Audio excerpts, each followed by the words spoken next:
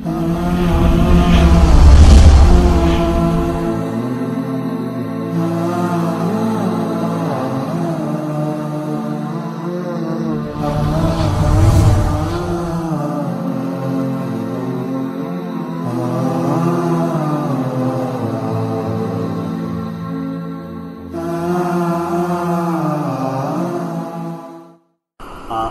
ভাষাতে নাহু এবং সরফ যে দুটো বিষয় রয়েছে, এই দুটোর মধ্যে আমরা যারা কোরআনিক অ্যারাবিক পড়তে চাই, আমরা যারা কোরআনিক অ্যারাবিক বুঝতে চাই, আমাদের জন্য কিন্তু সরফটা বেশি জরুরি। সরফ মানে হচ্ছে শব্দের কনজুগেশন। আপনারা জানেন যে আরবি ভাষার গ্রামারের দুটো পার্ট, একটি হচ্ছে ইলমুস সরফ আর একটা হচ্ছে ইলমুন নাহু। ইলমুস সরফের মধ্যে শব্দের যে পরিবর্তন, শব্দের যে পরিবর্তন, অর্থাৎ ডু থেকে ডু ডিড ডান, গো থেকে গো ওয়েন্ট গান, এরকম ঠিক তেমনি ফাতাহা থেকে ফাতাহা ইয়াফতাহু ইফতাহ, খলাকাল্লাহুল আরদা, খলাকা থেকে খলাকা ইয়াখলুকু উখলুক, এরকম বিভিন্ন শব্দ কোরআনে কিন্তু আছে। এই শব্দগুলোর পরিবর্তনটা বেশি জরুরি আপনাদের জানা, কারণ যত বেশি পরিমাণে আপনারা বুঝতে পারবেন শব্দের পরিবর্তন, তত বেশি পরিমাণে কিন্তু আপনারা আরবি ভাষা বুঝতে পারবেন, আরবি ভাষা কিন্তু আপনারা শিখতে পারবেন। তো এই জন্য আমরা যেটি ফোকাস করবো আজকের ক্লাসে, শুধুমাত্র একটি বেসিক জিনিস আপনাদের জন্য আমরা নিয়ে আসবো। আজকে কিন্তু আমরা কোনো ভোকাবুলারি নিয়ে আসি নাই। আজকের ক্লাসে আমরা কোনো ধরনের কোরআনের আয়াত কিন্তু, কোনো সূরা কিন্তু আপনাদেরকে আমরা শেখাচ্ছি না। আজকে শুধু বেসিক ও বিষয়টা আপনাদেরকে ধরাই দেব, এরপরে স্টেপ বাই স্টেপ আপনারা কিন্তু এই বিষয়গুলো শিখে যাবেন, জেনে যাবেন। ইনশাআল্লাহ আপনাদের জন্য প্র্যাকটিসের জন্য আমি সুযোগ করে দেব। আমাদের সাথে ইতিমধ্যে 7 জন জয়েন করেছেন, আরও জয়েন করেছেন আমাদের সাথে ইউসা ভাই, আমাদের সাথে আরও আরেক ভাই জয়েন করেছেন, ওনার নাম দেখতে পাচ্ছি না। আমি অনুরোধ করব যিনি 1HUGL60, অর্থাৎ আপনি যখন আপনার ডিভাইসে জয়েন করতে যাবেন তখন আপনার নামের একটা জায়গা আসবে, নামের জায়গাতে আপনার নামটা একটু লিখে দেবেন, তাহলে আমার বুঝতে সুবিধা হবে যে আপনি আসলে জয়েন করছেন এবং আপনি আসলে কে, সেটা আমার জন্য বুঝতে সুবিধা হবে এবং আপনাদেরকে অ্যাড্রেস করে কথা বলতে আমার জন্য সুবিধা হবে। তো আমরা তাহলে আজকে সরাসরি আমাদের প্রেজেন্টেশনে চলে যাচ্ছি। খুব গুরুত্বপূর্ণ একটি লেসন আজকে আমাদের জন্য, সবার জন্য। বিসমিল্লাহির রহমানির রহিম, আলহামদুলিল্লাহ, ওয়াসসালাতু ওয়াসসালামু আলা রাসূলিল্লাহ, ওয়া বা'দ। আস্তাউযু বিল্লাহি মিনাশ শাইতানির রাজীম। বিসমিল্লাহির রহমানির রহিম। শাহরু রমাদান আল্লাযী উনজিলা ফীহিল কুরআন হুদাল লিন-নাস ওয়া বায়িনাতিন মিনাল হুদা ওয়াল ফুরকান। وقال النبي صلى الله تعالى عليه وسلم بعد من أدرك رمضان فلم يغفر له। আল্লাহ রাব্বুল আলামিন কোরআনে ইরশাদ করছেন যে রমাদান মাস, এটিকে আলাদা করা হয়েছে, এটিকে স্পেশালি এমফাসাইজ দিয়ে এটিকে আল্লাহ কোরআনে উল্লেখ করেছেন এই জন্যে, কারণ এটিতে উনজিলা ফীহিল কোরআন, কোরআন নাজিল হয়েছে, কোরআনের মাস। অন্যান্য মাসগুলোর চেয়ে এটিকে আলাদা করা হয়েছে কারণ এটির সাথে কোরআনের সম্পর্ক, কোরআনের সম্পর্কের কারণে রমাদান মাসটা আলাদা, এটি মর্যাদাপূর্ণ মাস। এবং এই কোরআনটা হচ্ছে মানুষের জন্য হুদাল লিন-নাস, হুদাল লিল মুমিনিন কিন্তু আল্লাহ বলেননি, সমগ্র বিশ্বের মানব জাতির জন্য, পৃথিবীর সকল মানুষ, ইহুদি, হিন্দু, বৌদ্ধ, খ্রিস্টান, মুসলিম সকলের জন্য এটি হেদায়েতের একটি বাণী এবং ওয়াবায়িনাতিন মিনাল হুদা, এবং সুস্পষ্ট রূপে হেদায়েতকে বিবৃত করা হয়েছে, বর্ণনা করা হয়েছে, ওয়াল ফুরকান, এবং এটি হচ্ছে আল ফারিকু বাইনাল হাক্কি ওয়াল বাতিল, যে এটি হচ্ছে সত্য এবং মিথ্যার মধ্যে পার্থক্য সৃষ্টিকারী। আল ফারিক বাইনাল হাক্কি ওয়াল বাতিল, এটি হচ্ছে সত্য মিথ্যার মধ্যে পার্থক্য সৃষ্টিকারী।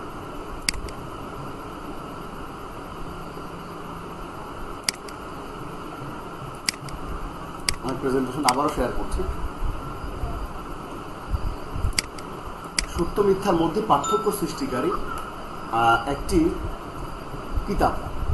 এবং আরেকটি হাদিসের মধ্যে রাসূল সাল্লাল্লাহু আলাইহি ওয়াসাল্লাম বলছেন যে বাউদা মান আদরাকা রমাদান ফালাম ইগফার লাহ, যে ধ্বংস তার জন্য, দুর্ভোগ তার জন্য যে রমাদানকে পেল, পুরো রমাদানটা সে পেল, ফালাম ইগফার লাহ, কিন্তু তার অপরাধগুলো যেগুলো সে তার গত 1 বছরে যে অপরাধগুলো করেছে সেগুলো সে ক্ষমা করিয়ে নিতে পারলো না, তার জন্য দুর্ভোগ, তার জন্য ধ্বংস।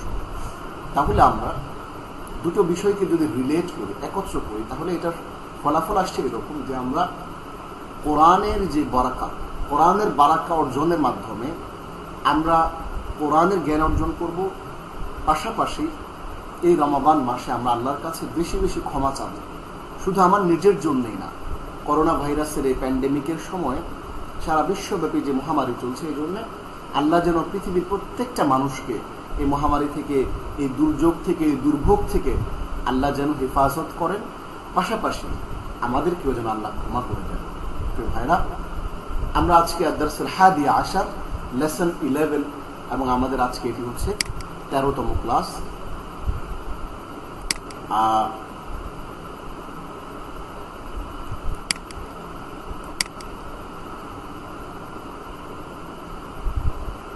এটি সম্ভবত 12তম হবে, দারসুল সানি আশা সম্ভবত হবে। হ্যাঁ, আমার হয়তো ভুল হয়েছে লেখা, জি, এটি 12th ক্লাস হবে।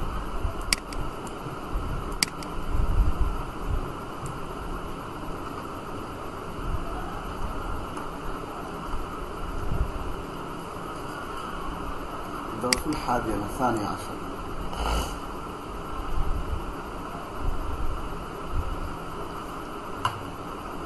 আদ-দারসুল সানি আশা, জি। তাহলে আমাদের আজকের আইটেম হচ্ছে আইটেম 18। আমরা 18 নম্বর আইটেম আজকে পড়বো। আয়াতখানি পড়ুন। ইকরাইল আয়াত। ওয়া কাতালা দাউদ জালুতা। আর দাউদ জালুতকে হত্যা করলো। কাতালা, হত্যা করলো। 2 নম্বর সূরার 251 নম্বর আয়াত। প্রিয় শিক্ষার্থী, আপনি কি জানেন উপরের আয়াতগুলো কি ধরনের আয়াত? আয়াতটি আর কি, আয়াত কি ধরনের, আয়াতটি কি ধরনের আয়াত?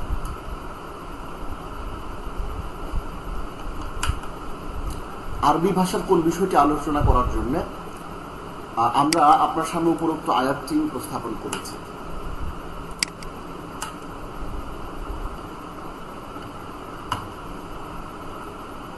সেই বিষয়টি হচ্ছে ফেইল বা ক্রিয়া, ভার্ব। আজকে অত্যন্ত গুরুত্বপূর্ণ লেসন, যে আপনারা যদি ভার্ব এবং ক্রিয়ার ব্যাপারটা যদি বুঝতে পারেন, তাহলে আরবি ভাষার অনেক বিষয়, শুধু কোরআনিক অ্যারাবিক না, আরবি কথোপকথন থেকে শুরু করে কনভারসেশন, আরবি রিডিং, রাইটিং, লিসনিং, স্পিকিং, সব কিছুতে আপনাদের জন্য অনেক উপকার হবে, অনেক কিছু আপনারা বুঝতে পারবেন। তো আমরা আজকে ভার্ব নিয়ে আলোচনা করব। আজকে দর্স আপনাদের জানা বিষয় দিয়ে শুরু করছি। আপনারা যে বিষয়টি জানেন অলরেডি, ফেইল বা ক্রিয়া, সেটি দিয়ে শুরু করছি। আমরা আমাদের একটি ক্লাসে ফেইলের সংজ্ঞা পড়েছিলাম। ফেইল হচ্ছে সেই শব্দ যার স্বাধীন অর্থ আছে, যা পরিবর্তনশীল, যার সময়ের সাথে সম্পর্কযুক্ত। বাংলায় যাকে আমরা ক্রিয়াপদ বলি, ইংরেজিতে যাকে আমরা ভার্ব বলি, আরবিতে তাকেই ফেইল বলে। ফেইল, ফেইলুন, দেখতে পাচ্ছেন, ফেইলুন, ক্রিয়া।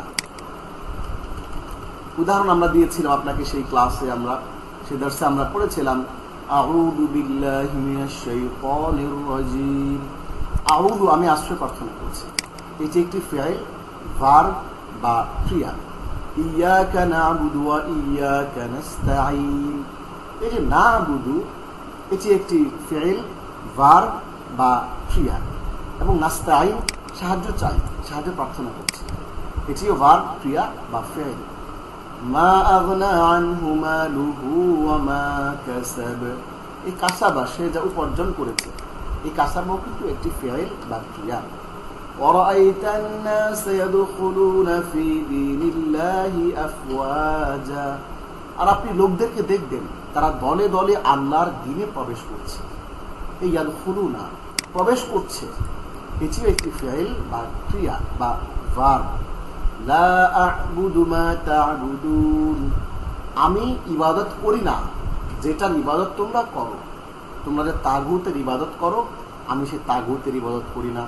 তোমরা যে মূর্তি পূজা করো, আমি কিন্তু সেই মূর্তি পূজা করি না। এভাবে আ'বুদু, ইবাদত করি, ইবাদত করি না, তা'বুদু, তোমরা ইবাদত করো, এই যে শব্দগুলো, এগুলো কিন্তু ক্রিয়া বা ফেইল বা ভার্ব। আরাআইতাল্লাযী ইউকাযযিবু বিদ্দীন। তুমি কি দেখেছো তাকে, যে পরকালকে, যে বিচারের দিবসকে অস্বীকার করে, মিথ্যা প্রতিপন্ন করে, মিথ্যা সাব্যস্ত করে। তাহলে আর রাইতা দেখেছো কি, এটি একটি ফেইল ভার্ব বা ক্রিয়া।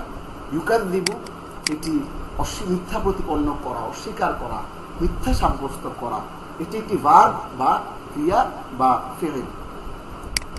তাহলে এই বিষয়গুলো আমরা আগে একটি ক্লাসে পড়েছি। আজকে আমরা আজকে নতুন বিষয়ের দিকে একটু যাই, ক্রিয়াবাচক বাক্য।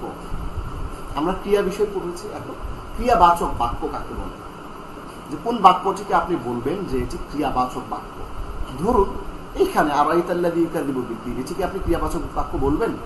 লা আ'বুদু মা তা'বুদুন, এই বাক্যটিকে আপনি ক্রিয়াবাচক বাক্য বলবেন। অর্থাৎ আল জুমলাতুল ফি'লিয়া, ভার্বাল সেন্টেন্স। আল জুমলাতুল ফি'লিয়া আমি জবরজের দিয়ে দিয়েছি আপনাদের জন্য, ক্রিয়াবাচক বাক্য।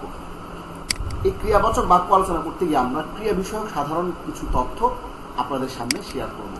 এখন আসলে আমরা আলোচনা করি ক্রিয়াবাচক বাক্য, অর্থাৎ যেই বাক্যে প্রধান রোল প্লে করে একটি ফেইল বা একটি ক্রিয়া, একটি ভার্ব, সেই বিষয়টি নিয়ে আমরা আপনাদের সামনে কথা বলবো ভার্বাল সেন্টেন্স নিয়ে।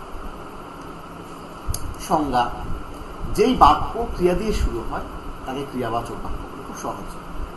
তাহলে দেখুন এখানে লা আ'বুদু ক্রিয়া দিয়ে শুরু হয়েছে, আরাইতাল্লাযী ক্রিয়া দিয়ে শুরু হয়েছে, আ'বুদু ক্রিয়া দিয়ে শুরু হয়েছে, মা আগনা ক্রিয়া দিয়ে শুরু হয়েছে। এই বাক্যগুলো ক্রিয়াবাচক বাক্য।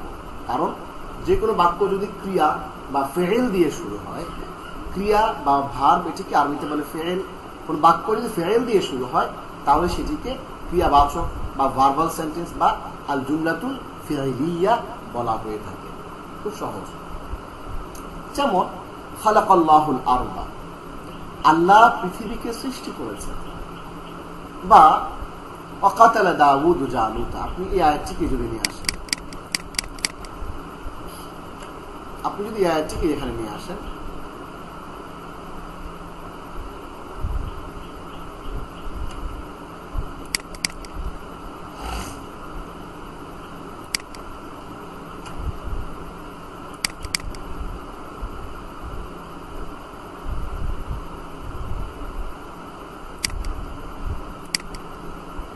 ধরুন আমরা এই আয়াতটিকে এখানে নিয়ে আসলাম, ওয়াকাতালা দাউদু জালুতা, যে দাউদ জালুতকে হত্যা করল। তাহলে এই আয়াতটিও কিন্তু শুরু হয়েছে একটি ভার্ব দিয়ে, আয়াতটি কিন্তু শুরু হয়েছে। আপনারা আমার স্লাইডটি নিশ্চয়ই দেখতে পাচ্ছেন যারা জয়েন করেছেন আমার সাথে, এবং আমাকে যদি আপনারা লাউডলি শুনতে না পান তাহলে একটু জানাবেন, তাহলে আমি আরো একটু লাউডলি বলার চেষ্টা করব। তো এই দেখুন, এই যে এখানে ওয়াকাতালা দাউদু জালুতা, দাউদ জালুতকে হত্যা করল, 2 নম্বর সূরা 251 নম্বর আয়াতে। এই বাক্যটি শুরু হয়েছে একটি ফেইল বা একটি ক্রিয়া দিয়ে। খালাকাল্লাহুল আরদা, খালাকা মানে হচ্ছে সৃষ্টি করেছে, আল্লাহ মানে হচ্ছে আল্লাহ, আর আল আরদ মানে হচ্ছে আপনারা জানেন যে পৃথিবী। আপনারা কিন্তু এখন অনেক কিছু জানেন, আল আরদু শব্দের অর্থ আপনারা এখন জানেন, বিকজ আমি আপনাদেরকে ভোকাবুলারি অংশ পড়িয়েছি। যদি কেউ আমি যে পদ্ধতিতে আপনাদেরকে ভোকাবুলারি পড়তে বলেছিলাম সেই পদ্ধতিতে পড়ে থাকেন, প্রথমে শব্দটি এরপরে অর্থটি, এবং সেটি কতবার কোরআনে এসেছে সেটি, এবং এরপরে তার এক্সাম্পলটি বা উদাহরণের আয়াতটি, এই পদ্ধতিতে যদি প্রত্যেকটা শব্দ আমাদের কোনো স্টুডেন্ট যদি 5 বার করে, আমি যে পদ্ধতিতে আপনাদেরকে বলেছি ওভাবে যদি 5 বার করে পড়েন, তাহলে এই শব্দগুলো কিন্তু আপনাদের আত্মস্থ হয়ে যাওয়ার কথা। তখন যখন এই যে আমরা একটা পড়লাম, এটিতে কিন্তু ওই শব্দটি চলে এসছে। তা আপনি যদি বিষয়টা পড়েন, বুঝেন, জেনে থাকেন, তাহলে কিন্তু এই আল আরদ শব্দটা আপনার কোনো কনফিউশন থাকার কথা না। এখন আসুন যে বাক্যটি বলতে মানে বাক্য দুটি আর কি, যে বাক্য দুটি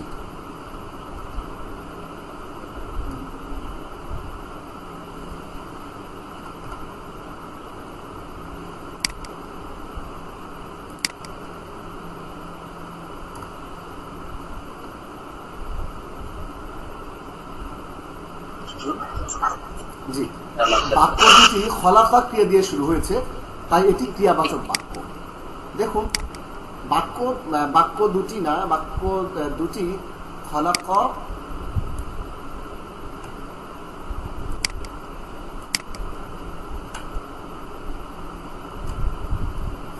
ও কতালা বাক্য দিয়ে শুরু হয়েছে।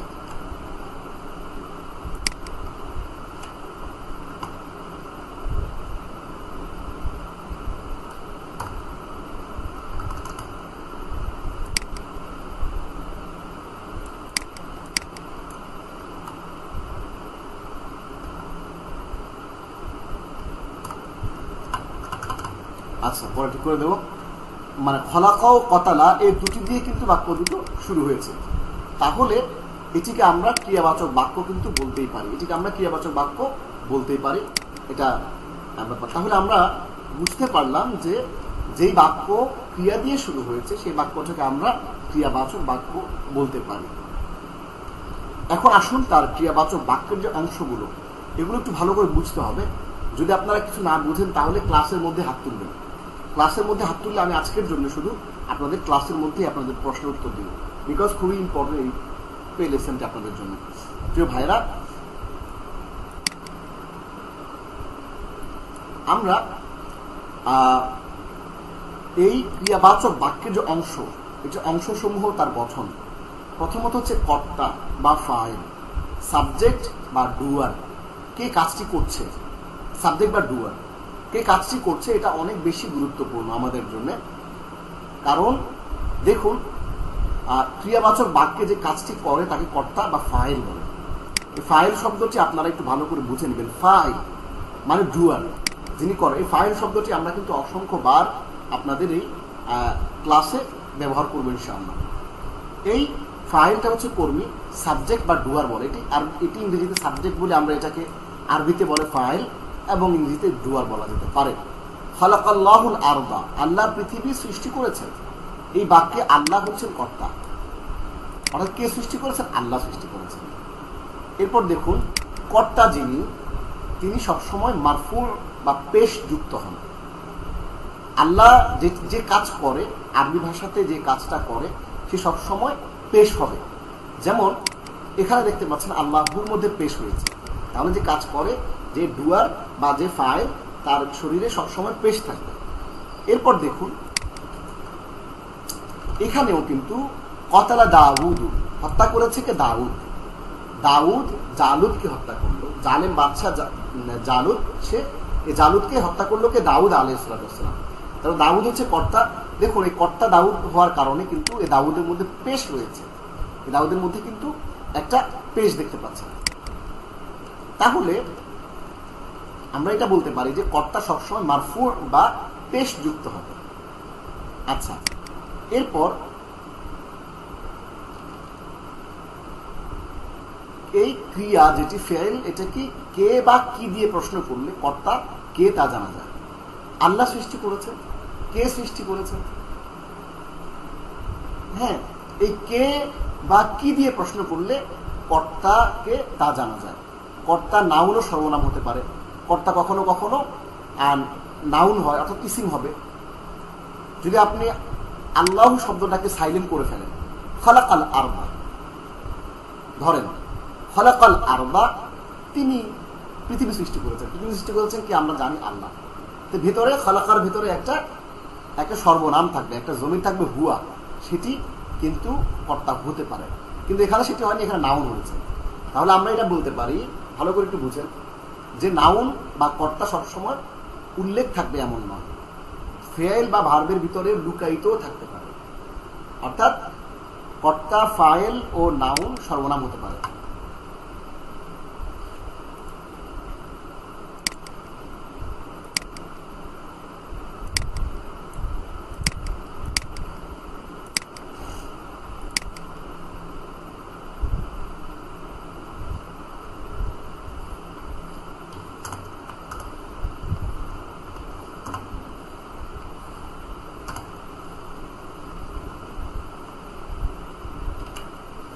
জি, আমি পরে আপনাদের সুন্দর করে লিখে দিয়ে দিব, লুকায়িত থাকতে পারে।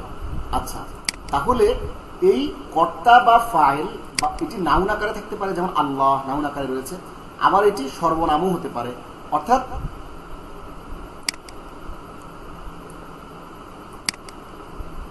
জমির আকারেও আসতে পারে। এই বাক্যে কর্তা নাউন, এই বাক্যে কর্তা নাউন বা বিশেষ্য আল্লাহ। আচ্ছা, এরপর আসুন একটি বাক্যের মধ্যে কি থাকে। তাহলে আমরা এই একটি জুমলাই ফেলিয়া বা ভার্বাল সেন্টেন্স বা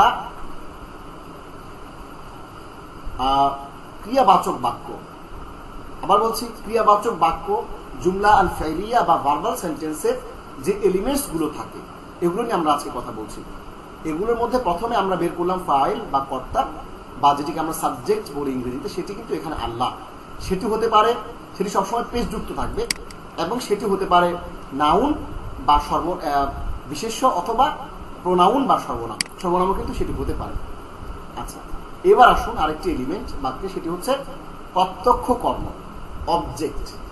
বাক্যে কি সৃষ্টি করবে? সৃষ্টি করলেন আল্লাহ, কি সৃষ্টি করলেন? এটা কি? এটা হচ্ছে কর্ম বা অবজেক্ট বা মাফউলুন বিহি। আপনারা আমাদের ক্লাসে মাফউলুন বিহি শব্দটি যেমন ফাইল শুনেছেন, ঠিক তেমনি মাফউলুন বিহি কিন্তু অনেকবারই শুনবেন।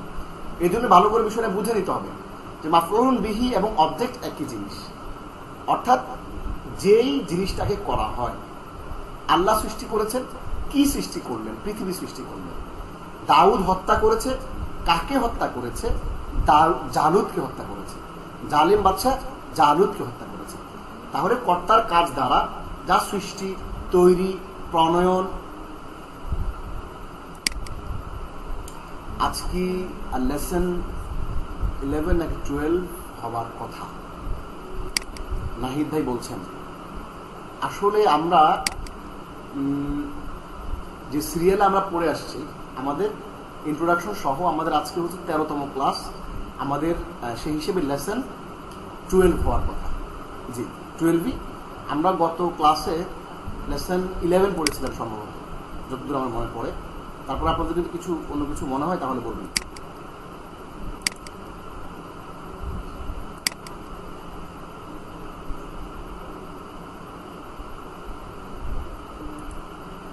জি, তাহলে কর্তার কাজ দ্বারা যা সৃষ্টি, তৈরি, প্রণয়ন বা সংঘটিত হয় তাকে প্রত্যক্ষ কর্ম বলে। কি বলে? প্রত্যক্ষ কর্ম, অর্থাৎ যেটাকে মাফউলুন বিহি বা অবজেক্ট বলে। আল্লাহ পৃথিবীকে সৃষ্টি করেছে। এই বাক্যে আল আরদ, এটি একটি মাফউলুন বিহি। এটি একটি মাফউলুন বিহি। এটি একটি মাফউলুন বিহি। এবার আসুন যে কর্ম সবসময় মানসুব হয়। আমরা যে বলেছি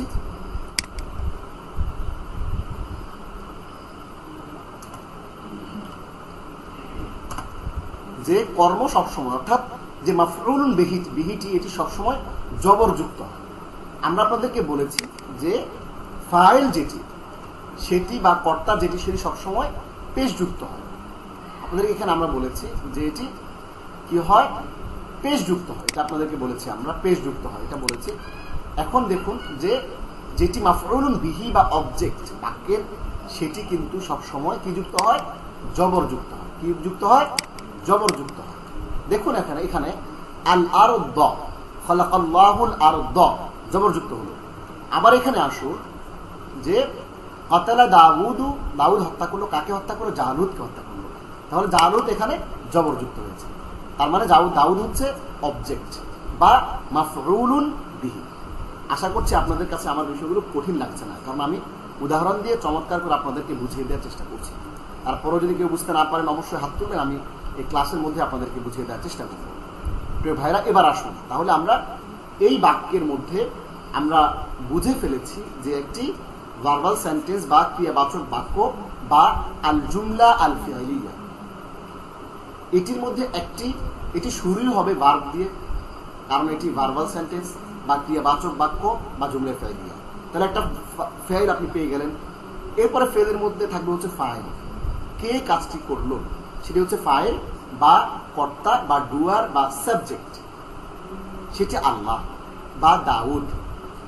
এরপরে আসবে মাফউলুন বিহি, অবজেক্ট, কর্ম। কাকে মারলো, কি তৈরি করলো, সেটি হচ্ছে কাকে মারলো? জালুদকে মারলো, হত্যা করলো। আর কি তৈরি করলো? পৃথিবী তৈরি করলেন। আল্লাহ কি সৃষ্টি করলেন? পৃথিবী সৃষ্টি করলেন। তাহলে সেটি হচ্ছে মাফউলুন বিহি বা অবজেক্ট বা কর্ম। তাহলে আমরা মোটামুটি 3টে এলিমেন্ট জেনে গেলাম। জুমলা ফিআলিয়াতে একটা ফেল থাকবে, একটা ফাইল থাকবে, আর একটা মাফউলুন বিহি থাকবে। আবার বলছি, কি কি থাকবে?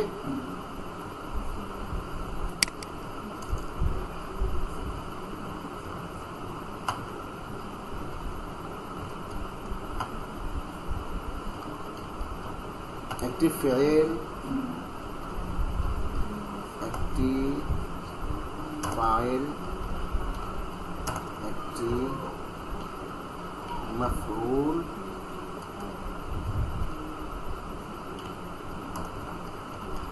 একটি মাফউল। এটি আমি সুন্দর করে সাজিয়ে আপনাদেরকে আমরা একটু লিখে দেব যে বাক্যের মধ্যে একটি ফেল, একটি ফাইল এবং একটি মাফউল বিহি কিন্তু থাকবে স্বাভাবিকভাবে। এরপর আসুন সিরিয়ালটা কিভাবে হবে, বাক্যটা যে গঠিত হবে এটি কিভাবে, সেন্টেন্স অর্ডারটা কি, শব্দ বিন্যাস, অর্ডার অফ ওয়ার্ডস, এই শব্দগুলো কিভাবে বসবে। প্রথমে দেখুন ক্রিয়াবাচক বাক্যে আল জুমলাতুল ফি'লিয়া বা ভার্বাল যে সেন্টেন্সটি, সেই বাক্যের মধ্যে কর্তা সুনির্দিষ্টভাবে উল্লেখ থাকে, কে কাজটি করলো এটি উল্লেখ থাকে সুনির্দিষ্টভাবে।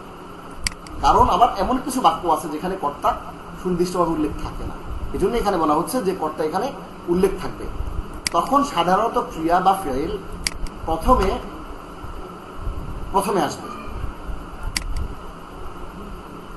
আসবে, তারপর কর্তা, ফাইল বা সাবজেক্ট আসবে এবং শেষে বাক্যের বাকি অংশ তথা কর্ম বা মাফউল বিহি আসবে। আচ্ছা আসো এটা কপি করে নিই।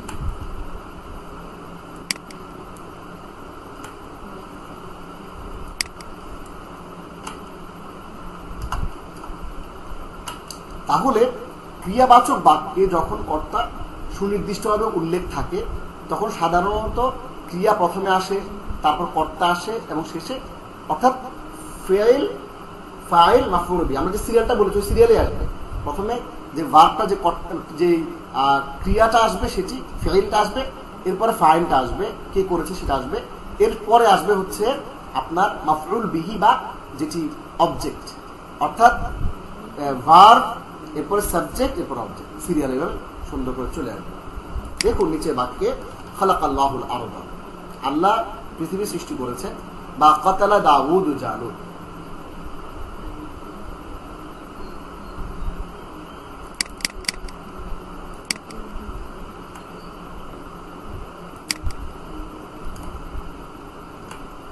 কতালা দাউদ জালুত। এখানে দেখুন যে কতালা এটি হচ্ছে একটি ফেল বা ভার্ব বা ক্রিয়া, এরপর দাউদ হচ্ছে ফাইল, কর্তা বা ডুয়ার বা সাবজেক্ট, জালুত হচ্ছে অবজেক্ট বা মাফউলুন বিহি বা কর্ম।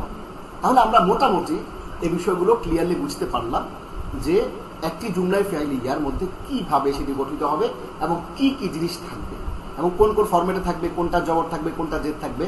সব সময় যে ফাইল বা কর্তা সেই সবসময় পেশ হবে এবং যেটি কর্ম বা অবজেক্ট সবসময় জবর হবে বা মনসুব যেটি সেটি হবে। এখন আসুন আমরা তাহলে আল জুমলাতুল ফি'লিয়া যেটি, যে ক্রিয়াবাচক বাক্য, ভার্বাল সেন্টেন্স, সেটি কিন্তু আমরা আজকে দেখে ফেললাম, বুঝে ফেললাম, আমরা পড়ে ফেললাম। এখন আসুন আজকে আমরা যেহেতু ক্রিয়া নিয়ে কাজ করছি, ক্রিয়া বিষয়ক সাধারণ কিছু তথ্য আমরা একটু জানি।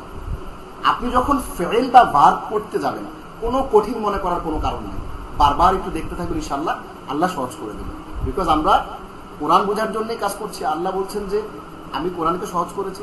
সো সবসময় দোয়া করবেন রাব্বি ইয়াসসির ওয়ালা তুআসসির, সবসময় দোয়া করতে থাকবেন যে রাব্বি ইয়াসসির ওয়ালা তুআসসির ওয়া তাম্মিম আলাইনা বিল খাইর, হে আল্লাহ আমাদের জন্য তুমি সহজ করে দাও, আমাদের জন্য তুমি কোনো কিছুকে কঠিন করো না।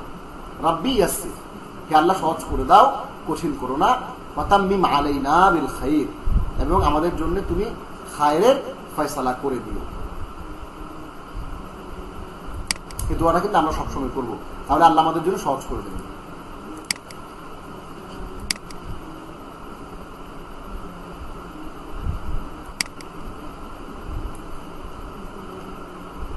আমি আপনাদের টিমে এই দোয়াটি দিয়ে দিচ্ছি যাতে করে আপনাদের সুবিধা হয়।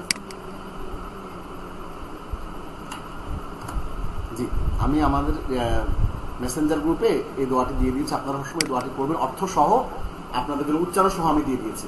রাব্বি ইয়াসসির, হে আল্লাহ সহজ করে দাও, ওয়ালা তুআসসির, আল্লাহ কঠিন করো না, ওয়া তাম্মিম আলাইনা বিল খাইর, এবং আমাদের উপর তোমার কল্যাণকে তুমি পরিপূর্ণ করে দাও। এই দোয়াটা যখন আপনি করবেন তখন আল্লাহ আপনার সকল কাজকে সহজ করে দেবেন। এবং এটি হচ্ছে দোয়া যখন আপনি কোনো বড় কাজ শুরু করবেন, প্রজেক্ট শুরু করবেন, নতুন কাজ শুরু করবেন, দোয়াটা আপনি করতে থাকবেন। এবং আমাদের উস্তাদ যারা, ওলামায়ে কেরাম যারা বুজুর্গানে দিন, তারা কিন্তু এই আমলটা করেন। শায়খ যারা রয়েছেন, শায়খরা এই আমলটা কিন্তু তারা করেন। অনেকে আমি করতে দেখেছি, শুনেছি, ওনারা পরামর্শ দেন এই কাজটি করতেন। তাহলে যখনই কোনো কিছু কঠিন মনে হবে, পড়া কঠিন মনে হবে, আপনি এই দোয়াটি পড়ে পড়াটা শুরু করবেন।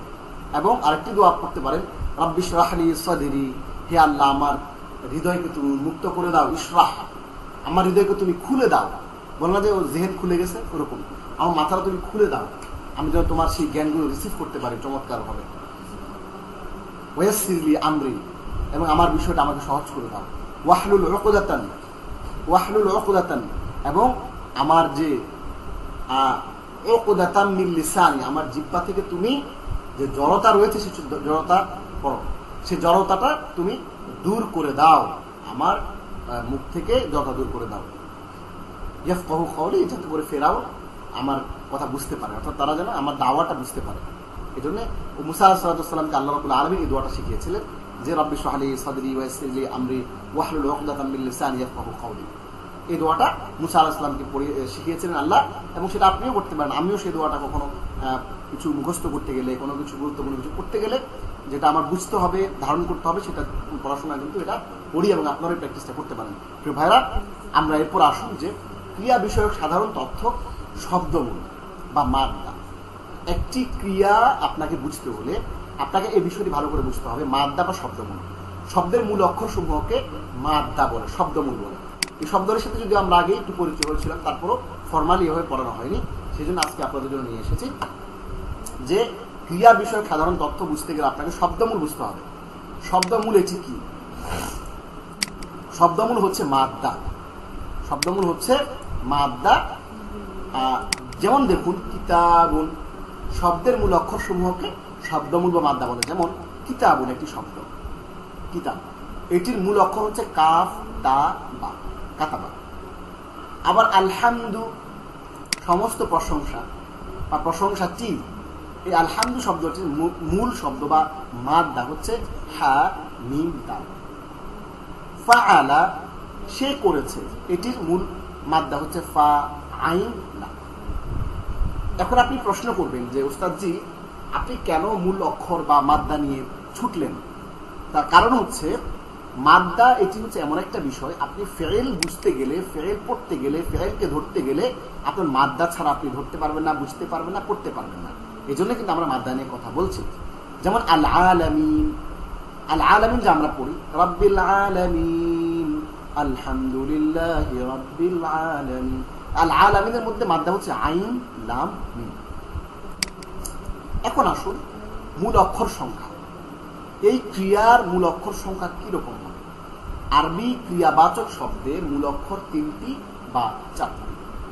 আরবি যে ক্রিয়াবাচক শব্দ, আরবি যে ফেল, আরবি যে ভার্ব, আরবি ভার্বের, আরবি ফেলের মূল অক্ষর 3টা হয় অথবা 4টা হয়, এর বাইরে কিন্তু নাই।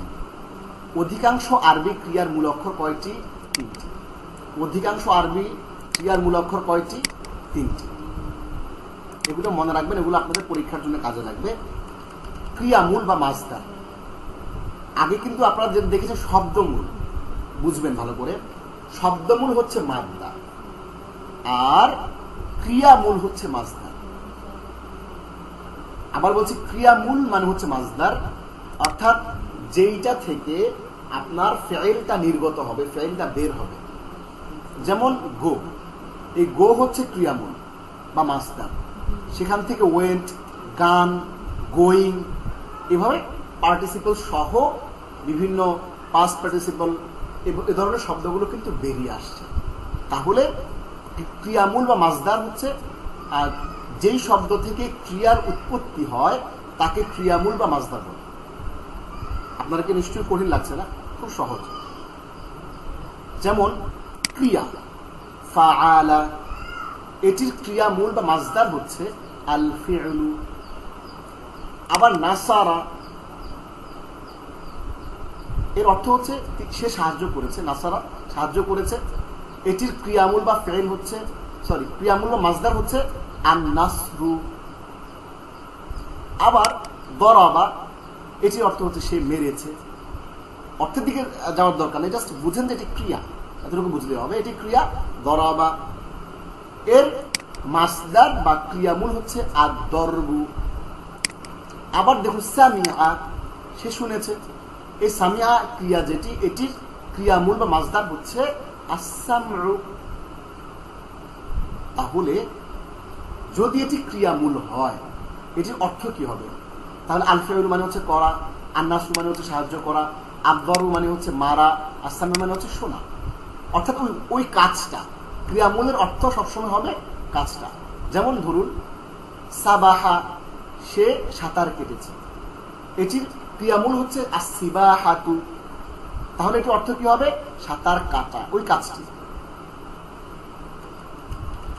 এবার আসুন, আপনাদের মনে খুব কঠিন লাগছে, আসলে খুব কঠিন লাগার কথা না। নতুন জিনিস একটু কঠিন লাগতে পারে, ইনশাল্লাহ আপনারা কয়েকবার করে 5 বার করে যদি একটু রিভিশন করেন, পড়ে যান উপন্যাসের মতো, গল্পের মতো করে বুঝে বুঝে, তাহলে কিন্তু আপনাদের জন্য এটি আলহামদুলিল্লাহ অনেক সহজ হয়ে যাবে, আশা করছি ইনশাআল্লাহ। এরপর আসুন মূল ক্রিয়া মুজাররাদ। আবারও বলছে মূল ক্রিয়া বা মুজাররাদ। ক্রিয়ার সবচেয়ে সহজ রূপটিকে মূল ক্রিয়া বা মুজাররাদ বলে। তাহলে বোঝা যাচ্ছে যে ক্রিয়ার আরো অনেকগুলো রূপ আছে। এই রূপে শুধু শব্দের মূল অক্ষর সমূহ থাকে। ক্রিয়ার সবচেয়ে সহজ রূপটি হলো অতীতকালের রূপ। অতীতকালের পুল্লিঙ্গের নাম পুরুষ বা থার্ড পার্সনের একবচন, যেই রূপটি সেটি হচ্ছে ক্রিয়ার মুজাররাদ বা মূল ক্রিয়ার রূপ। আমি আবারও বলছি যে ক্রিয়ার সবচেয়ে সহজ যে রূপটা, অর্থাৎ মূল অক্ষর সমূহ যেই ক্রিয়ার মধ্যে থাকে সেটাকে মুজাররাদ বলা হয়, এবং সেটি অতীতকালের পুল্লিঙ্গের নাম পুরুষ, অর্থাৎ থার্ড পার্সন সিঙ্গুলার নাম্বার যেটি, এই থার্ড পার্সন সিঙ্গুলার নাম্বার এটি হচ্ছে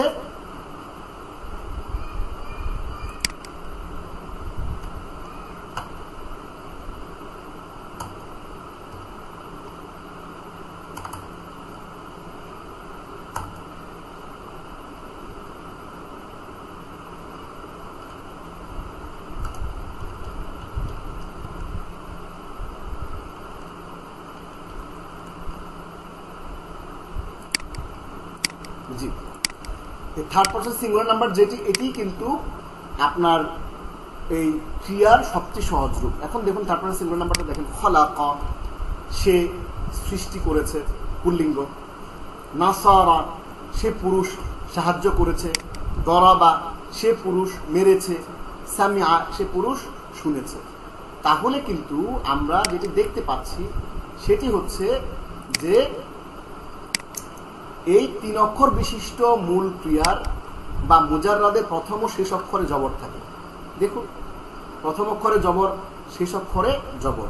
3 অক্ষর বিশিষ্ট মূল ক্রিয়াকে সুলাসি মুজাররাদ ও 4 অক্ষর বিশিষ্ট মূল ক্রিয়াকে রুবাই মুজাররাদ, এটা আপনাদের পরীক্ষায় থাকবে।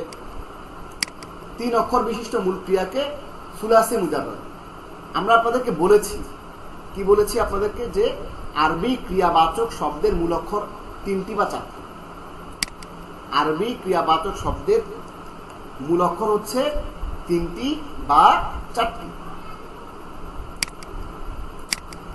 এখানে এটা নিয়ে আসি, তাহলে আপনাদের বুঝতে সুবিধা হবে। আরবি ক্রিয়াবাচক শব্দের মূল অক্ষর হচ্ছে 3টি বা 4টি। 3 অক্ষর বিশিষ্ট মূল ক্রিয়াকে বলে সুলাসি মুজাররাদ, এবং 4 অক্ষর বিশিষ্ট মূল ক্রিয়াকে বলা হয় রুবাই মুজাররাদ। সুলাসি মুজাররাদ এবং রুবাই মুজাররাদ বলে। তাহলে এটা আপনারা জেনে গেলেন। এখন আসুন 3 অক্ষর বিশিষ্ট ক্রিয়ার মূল রূপ সমূহ। 3 অক্ষর বিশিষ্ট ক্রিয়ার মূল রূপ হলো মোট 5টি। যেমন এখানে আমরা 3 অক্ষর বিশিষ্ট ক্রিয়ার মূল রূপ 5টি এখানে আমরা উল্লেখ করব অর্থ সহ।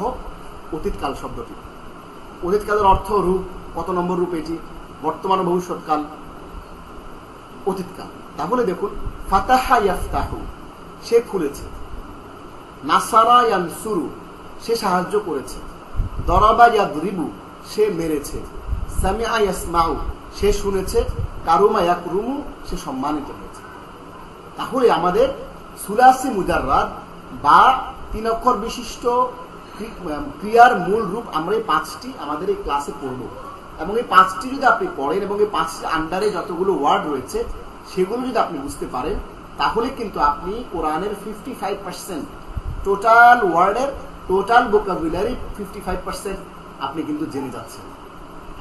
গ্রামার সহ বিশ্লেষণ, ব্যাখ্যা, এক্সপ্লেনেশন, সেটি বিশ্লেষণ সহ কিন্তু আপনি জেনে যাচ্ছেন আলহামদুলিল্লাহ।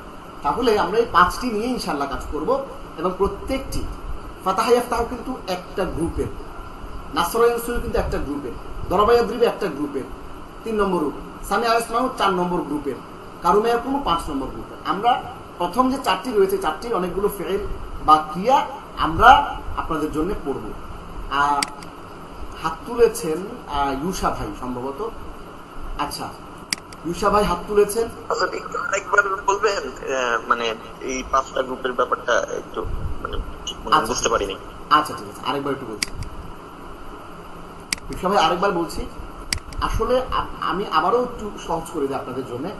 আরবিতে যতগুলো ক্রিয়া রয়েছে বা ফেল রয়েছে বা ভার্ব রয়েছে, এগুলো কমপ্লিটলি 2 ভাগে বিভক্ত। একটা হচ্ছে যেটার মূল শব্দ 4টি, আর একটা হচ্ছে যেটার মূল শব্দ 3টি। আমরা এখন কাজ করছি যেটার মূল শব্দ 3টি সেটি নিয়ে, সুলাসি মুজাররাদ, সেটি নিয়ে কাজ করছি। এই সুলাসি মুজাররাদ কিন্তু কোরআনে বেশি, এটা আমরা আপনাদেরকে আগে কিন্তু বলে এসেছি। দেখুন, আগে আমরা আপনাদেরকে একটা কথা বলে এসেছি যে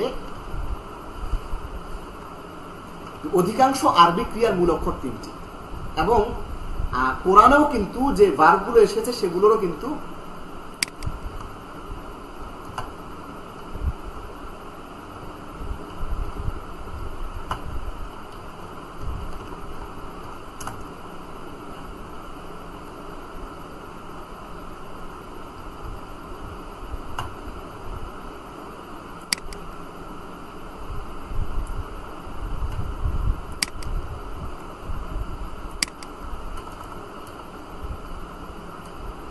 পবিত্র কোরআনেও কিন্তু অধিকাংশ ক্রিয়ার মূল অক্ষর 3টি।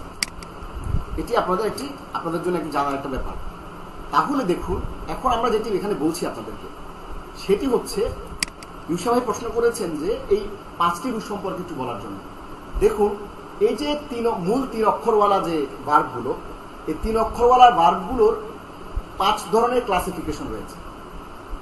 কিরকম দেখুন, এগুলো ফাতাহা ইয়াফতাহু। এই যে দেখেন, আমি আরেকটু ভেঙে যখন বলবো তখন আরো ক্লিয়ারলি বুঝতে পারবেন যে তার উপর দেখুন জবর রয়েছে, তার উপর দেখুন জবর রয়েছে, এখানে দেখুন সদের উপর পেশ রয়েছে, আবার এখানে রার নিচে জের রয়েছে, আবার এখানে মিমের উপর জবর রয়েছে, আবার এখানে রার উপর পেশ রয়েছে। তাহলে কিছু ভ্যারিয়েশন আছে। সুলাসি মুজাররাদ বা 3 অক্ষর বিশিষ্ট মূল যে ক্রিয়া, সেগুলোর কিছু ভ্যারিয়েশন আছে। সেই ভ্যারিয়েশনের ভিত্তিতে এগুলোকে 5 ভাগে ভাগ করা আছে।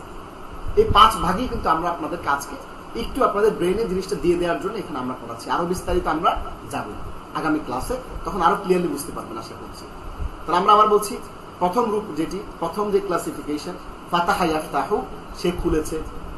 দ্বিতীয় হচ্ছে নাসরা ইয়ানসুরু, দ্বিতীয় রূপ, সে সাহায্য করেছে। দরাবা ইয়াদরিবু, 3 নম্বর রূপ, সে মেরেছে। সামিআ ইয়াসমাউ, 4 নম্বর রূপ, এর অতীতকালের অর্থ হচ্ছে সে শুনেছে। কারুমা ইয়াকরুমু, 5 নম্বর রূপ, এর অতীতকালের অর্থ হচ্ছে সে সম্মানিত হয়েছে।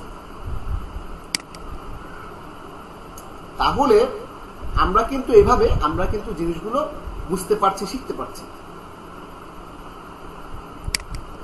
এরপর দেখুন, মূল ক্রিয়া থেকে অন্য শব্দ তৈরি হওয়ার পদ্ধতি।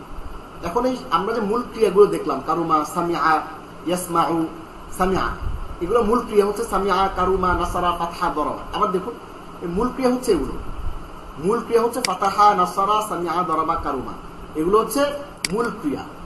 এগুলো কি? এগুলো হচ্ছে মূল ক্রিয়া। এরপরে আপনার এই মূল ক্রিয়া থেকে অতিরিক্ত অক্ষর, হরকত ও প্রতীক যোগ বা পরিবর্তন করে অন্য শব্দ তৈরি করা হয়। আপনারা হয়তো শুনে থাকবেন ফাতাহা, ফাতাহা, ফাতাহু, ফাতাহাত, ফাতাহাদা, ফাতাহনা, ফাতাহাতা, ফাতাহাতুমা, ফাতাহাতুম, ফাতাহাতি, ফাতাহাতুমা, ফাতাহাতুন্না, ফাতাহাতু, ফাতাহনা, ইয়াফতাহু, ইয়াফতাহানি, ইয়াফতাহুনা, তাফতাহু, তাফতাহানা, তাফতাহানা, ইয়াফতাহু, ইয়াফতাহানি, তাফতাহুনা, তাফতাহিনা, তাফতাহানা, তাফতাহান, আফতাহানা, আফতাহান। এইভাবে কিন্তু শব্দগুলো আছে। তো এই শব্দগুলো কিভাবে তৈরি হবে? এই শব্দগুলো তৈরি হয় মূল ক্রিয়ার সাথে অতিরিক্ত অক্ষর, হরকত ও প্রতীক যোগ বা পরিবর্তন করে অন্য শব্দগুলো কিন্তু তৈরি হয়। তাহলে অতিরিক্ত অক্ষর, হরকত ইত্যাদি যুক্ত করার ক্ষেত্রসমূহ এবং পরিবর্তিত অর্থগুলো কি হয় সেটা আমরা একটু দেখবো। দেখুন, ফাতাহা হচ্ছে মূল ক্রিয়া, মূল ক্রিয়ার অর্থ হচ্ছে সে খুলেছে।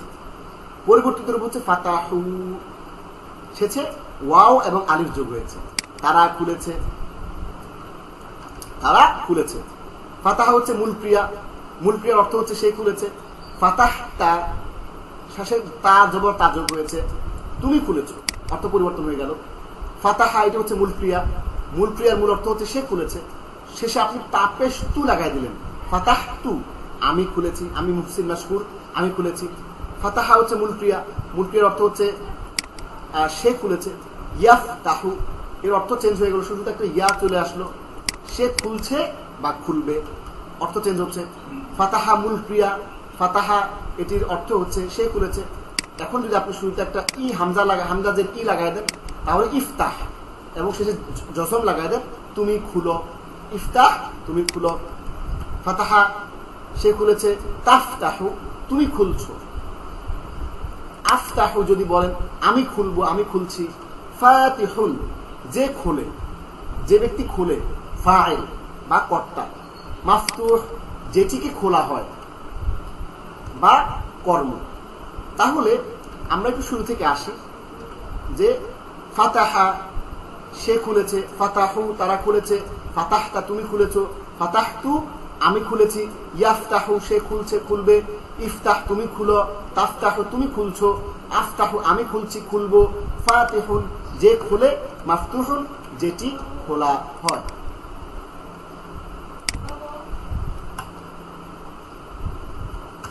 যেটি খোলা হয়। এখন আসুন মূল অক্ষরের সাথে কি কি যুক্ত করা হয়, কি কি শব্দগুলো যুক্ত করে, কি কি অক্ষরগুলো যুক্ত করে নতুন শব্দ তৈরি করা হয়, সেগুলো হচ্ছে আলিফ, হামজা, আলিফ, তা, গোলতা, সিন, লাম, মিম, নুন, হা, ওয়াও, ইয়া, এগুলো যুক্ত করে কিন্তু শব্দের বিভিন্ন রূপ তৈরি করা হয়। এখন আপনি প্রশ্ন করবেন ওস্তাদ যে কঠিন হয়ে গেল, এখন আমি এগুলো তো মুখস্থ করতে পারবো না। মুখস্থ করার কোনো প্রয়োজন নাই, আপনি শুধু দেখে যান এবং বুঝে এই জিনিসটা বোঝার চেষ্টা করুন যে এই শব্দগুলো দিয়ে শব্দের পরিবর্তিত রূপ তৈরি করা হয়। তাহলে গোলতা বাদে যে অক্ষরসমূহ আছে এগুলো মুখস্থ করার সুবিধার্থে আমরা এখানে আপনাদেরকে এক শব্দ দিয়ে দিয়েছি, সাআলতুমুনিহা, তুমি আমাকে তার সম্পর্কে জিজ্ঞাসা করেছিলে। শুধু সাআলতুমুনিহা এই শব্দটা আপনি মুখস্থ করলেই আপনার এই সবগুলো শব্দ 2, 4, 6, 8, 10, 11টা শব্দ কিন্তু আপনার এটার মধ্যে চলে আসছে, গোলতা ছাড়া 10টা শব্দ। যে এই 10টা শব্দ সাআলতুমুনিহা, সিন, হামজা, লাম, তা, মিম, ওয়াও, নুন, ইয়া, হা, আলিফ চলে আসছে গোলতা ছাড়া। তাহলে আপনি শুধু সাআলতুমুনিহা এইটা যদি একটু মুখস্থ করেন, বুঝতে পারেন, তাহলে তুমি আমাকে তার সম্পর্কে জিজ্ঞেস করেছিলে, এটার অর্থ আর কি। তো এটা বুঝলে আপনি এটা যদি মুখস্থ রাখতে পারেন, এটা বুঝে ফেললে আপনার কিন্তু 10টা শব্দ 11টা শব্দ আপনার জানা হয়ে গেল, যেগুলো দিয়ে অতিরিক্ত ভাবে যোগ করে শব্দের সাথে অন্য শব্দ তৈরি করা হয়। এবার আসুন আমরা আজকে এটা পড়বো না, আমরা এটা পরে পড়বো। আচ্ছা, তারপরে পড়ে ফেলি, অসুবিধা নেই।